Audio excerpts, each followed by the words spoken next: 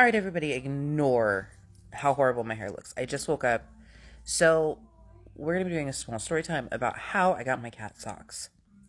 Socks is a Maine Coon mix that ended up being my daughter's cat after I got pregnant with her. And I ended up getting him from a friend who had found him and his sister by a dumpster in her apartment complex. She didn't have the time to take him to a pound because she rescued cats. So she asked me, "Hey, can you take them?" Well, when I ended up getting Socks and his sister, so Socks was very skittish when I first got him. I thought he was older than he was because of how big he was, but no, because he's a Maine Coon mix, he was just very large.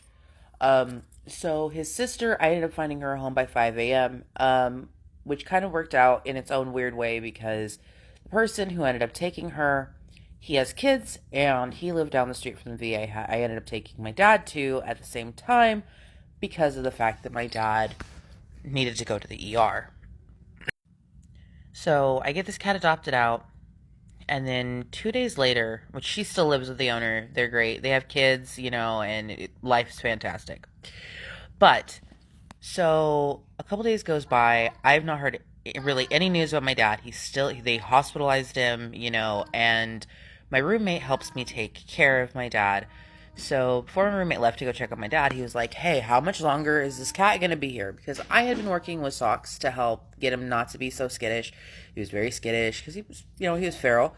Sweet cat, though.